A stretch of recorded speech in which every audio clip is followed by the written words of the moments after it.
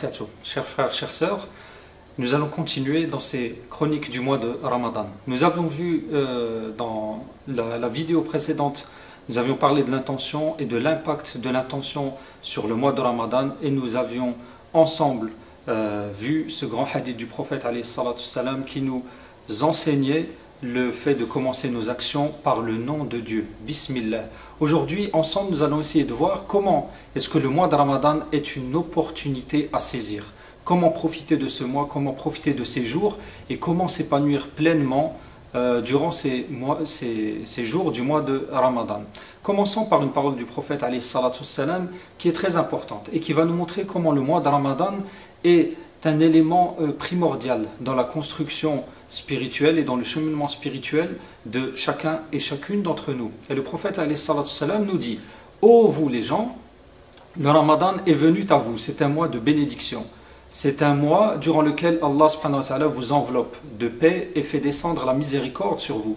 Il décharge le croyant de ses fautes et il exauce ses demandes. Et Allah subhanahu wa ta'ala vous regarde rivaliser d'ardeur les uns les autres dans ce but et il se loue de vous auprès de ses anges. Montrez à Allah subhanahu wa ta'ala le meilleur de vous-même, car il est bien malheureux celui qui est privé de la miséricorde de Dieu subhanahu wa ta'ala puissant et majestueux. Et ce hadith est rapporté dans un recueil de hadiths d'Ibn Majah.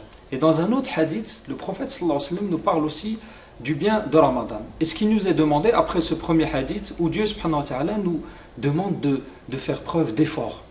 Vraiment, c'est la notion pleine de le djihad qui est de faire un effort continu et plein de notre personne et de donner toutes nos capacités, tout ce qui est en notre pouvoir pour atteindre ce grand objectif qui est la miséricorde de Dieu subhanahu wa ta'ala et l'agrément de Dieu subhanahu wa ta'ala. Mais pour réussir cet objectif, il nous faut un élément très important qui est la patience. Et là, le prophète alayhi salatu salam nous dit dans ce hadith que le mois de Ramadan, c'est le mois de la patience. Et la récompense de la patience n'est autre que le paradis. Donc notre objectif, c'est avoir cette patience et de patienter pour que Dieu subhanahu wa ta'ala nous récompense de cette récompense qui est le paradis. Et il continue, c'est le mois du don, le mois où on va donner de notre santé, de notre argent, de notre temps. Et c'est un mois dans lequel les ressources du croyant augmentent et c'est un mois dont le début est miséricorde, dont le milieu est pardon et la fin est affranchissement du feu de l'enfer. Et ce hadith est rapporté par Al-Bayhaqi. Donc mes frères et mes sœurs, dans ces paroles prophétiques, vraiment nous aident à prendre conscience et à se mettre en phase avec ces jours qui sont passés, maintenant plus de 10 jours qui sont passés. Et nous allons rentrer dans la deuxième décade qui va être très déterminante. Et dans la parole que nous venons de lire, le prophète sallallahu alayhi wa sallam nous dit que le milieu du Ramadan, les 10 jours, la deuxième décade du Ramadan, du mois de Ramadan, est la décade du pardon. Après avoir été dans la miséricorde, où Dieu subhanahu wa ta'ala nous accueille de sa grande miséricorde et fait nourrir nos cœurs de cette lumière des jours de Ramadan, il nous offre son pardon. Donc à nous de nous exposer à ces vents bénéfiques et surtout à nous d'honorer cette troisième parole du prophète alayhi salatu salam pour vivre et profiter de cette opportunité que Dieu subhanahu wa ta'ala nous donne durant le mois de Ramadan. C'est qu'il nous dit dans cette parole prophétique, c'est un mois où vous êtes les invités d'Allah subhanahu wa ta'ala et c'est honoré. Donc mon frère et ma sœur, essaye d'imaginer et de vivre ce grand instant où Dieu subhanahu wa ta'ala, par le biais du prophète alayhi salatu salam, nous dit que nous sommes les invités de Dieu subhanahu wa ta'ala. Nous sommes ceux qui sont honorés auprès de lui. Après avoir parlé de l'intention, qui est une chose qui sort du cœur, du plus profond du cœur, et qui va se traduire en actes dans notre quotidien et dans notre environnement, il faut que, pour que cette intention puisse avoir de l'impact, pour que nous puissions honorer cette invitation de Dieu subhanahu wa ta'ala d'être des invités, avant de se présenter à la table divine et spirituelle de Dieu subhanahu wa ta'ala, il faut faire un bilan de ces 10 premiers jours. Ces 10 premiers jours qui ont été les 10 premiers jours où nous sommes entrés en matière, difficilement ici en France, mais nous sommes entrés en matière tout de même, avec le jeûne, avec nos familles, avec le Coran al-Karim, et pour que notre intention première qui était de viser Dieu subhanahu wa ta'ala, pour qu'elle ait un vrai impact, il faut que nous ayons un programme, avant d'établir ce programme, vraiment mes frères et mes sœurs, de prendre un stylo et de s'asseoir. Et de faire un bilan des 10 premiers jours. Un bilan au niveau spirituel, un bilan au niveau familial, un bilan au niveau même physique, même au niveau de notre santé, de notre alimentation, de notre hygiène de vie, et un quatrième bilan au niveau communautaire. Qu'est-ce que ma participation au niveau de la communauté du prophète alayhi salatu salam dans ces 10 premiers jours? À partir de ce bilan qu'on va faire en étant conscient, en étant présent à Dieu subhanahu wa ta'ala, à partir de là, on va commencer à écrire notre programme pour la deuxième décade du mois de Ramadan.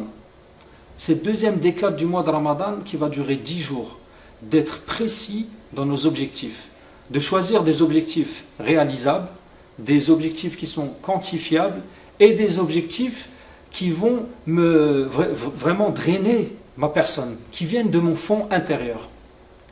Des objectifs que je peux réaliser avec l'énergie qui se développe dans mon cœur. Et je vous propose 3 axes d'action sur lesquels on peut travailler cette deuxième décade du mois de Ramadan. La première, c'est au niveau spirituel, de choisir des objectifs au niveau spirituel, dans ma relation avec Dieu subhanahu wa ta'ala. Quels sont les éléments que j'ai envie de mettre en place pour que ces 10 jours-là soient 10 jours de changement, 10 jours qui m'aident à me rapprocher de Dieu subhanahu wa ta'ala au niveau du Coran al-Karim. Les 10 premiers jours, voilà, j'ai eu telle et telle lecture, j'ai pu clôturer le Coran ou je suis arrivé à tel endroit du Coran, mais mes capacités et mon temps me permettent de faire plus. Donc, de choisir vraiment des moments où je peux améliorer ma lecture de le Coran al-Karim. Cette lecture de méditation et la lecture pour clôturer le Coran al-Karim.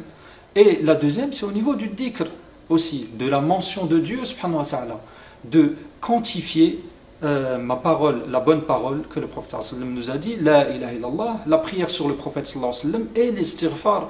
N'oubliez pas que nous sommes dans les 10 jours du pardon, donc de demander pardon à Dieu subhanahu wa ta'ala. Et chacun d'entre nous met en face des objectifs qui peuvent paraître petits, mais en les pratiquant vont devenir, Inch'Allah, et par la bénédiction de Dieu et la baraka du mois de Ramadan, des habitudes primordiales. Sans oublier bien sûr la prière à l'heure. Le deuxième axe que je vous propose de travailler, c'est la famille. Votre relation avec votre épouse, avec vos enfants et avec les proches. La famille proche. Donc comment établir des objectifs, 1, 2 ou 3 objectifs qui sont à ma portée et qui sont vraiment réalisables, qui demandent un petit effort de ma part et par contre que je vais écrire. Que je vais écrire dès aujourd'hui, je vais commencer à appliquer ces objectifs. Par exemple, en clôturant le Coran, les compagnons du prophète sallallahu alayhi wa sallam clôturaient le Coran avec leur famille. Sayyidina Abdullah ibn Omar clôturait le Coran al-Karim en rassemblant ses enfants et son épouse. Donc à chacun d'entre nous de choisir vraiment les objectifs qui peuvent l'aider dans la réalisation de la famille. Et le troisième axe, c'est au niveau communautaire. Qu'est-ce que je peux faire pour aider la communauté du prophète sallallahu alayhi wa sallam, soit en donnant de mon temps, en donnant de mon argent, en donnant de ma personne. Donc à chacun d'entre nous de voir ça. Mais avant, en vérité, de commencer ce programme, il faut se poser une question qui est essentielle pour réaliser ce programme et pour le réussir. C'est de se dire dans ces 10 jours du mois de Ramadan, comment est-ce que je veux être? Quelle personne je veux être? Et de vraiment vivre avec cet objectif-là, de ce que je veux être. Est-ce que je veux être pieux? Est-ce que je veux être serviable? Est-ce que je veux être lumineux? Est-ce que je veux être coranophone, être proche de la parole de Dieu subhanahu wa ta'ala? Et pour finir, mes frères et mes sœurs, je vous propose 3 nouvelles habitudes à prendre dès maintenant. Parce que il ne suffit pas d'avoir de grandes intentions, mais il faut les mettre en pratique.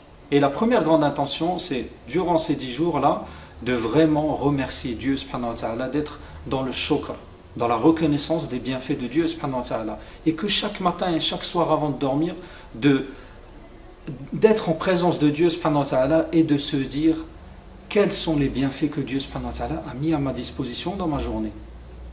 La santé, la famille, l'alimentation, et d'énumérer et de remercier Dieu subhanahu wa ta'ala, car par cette action, Dieu subhanahu wa ta'ala va amplifier les bienfaits. Et il le dit dans le Coran, si vous êtes reconnaissant et vous me remerciez, je vous rajouterai de mes bienfaits. La deuxième habitude à prendre, c'est de se voir, voyez-vous, comme des grands personnages. Le prophète sallallahu alayhi wa sallam nous dit dans ce hadith que nous sommes les invités de Dieu subhanahu wa ta'ala et ses honorés. Donc, pourquoi est-ce que moi je me verrais comme quelqu'un de vraiment ridicule? Au contraire, nous sommes des croyants, nous avons été honorés par Dieu subhanahu wa ta'ala durant ce mois et nous avons été honorés par Dieu subhanahu wa ta'ala d'être musulmans et de pouvoir vivre cette grande spiritualité. La troisième habitude, c'est de prendre le programme que nous allons écrire, Inch'Allah, chez nous à la maison, et de le lire 3 fois par jour. Une fois le matin, une fois à midi et une fois le soir. Mes frères et mes sœurs, que Dieu subhanahu wa ta'ala nous permette, par ses paroles, d'être des gens actifs, avec de grandes intentions et avec une énergie vraiment très positive pour profiter de la miséricorde de Dieu subhanahu wa ta'ala, et humblement de lever les mains et de demander à Dieu subhanahu wa ta'ala sa miséricorde et son pardon. Assalamu alaikum wa rahmatullahi wa barakatuh.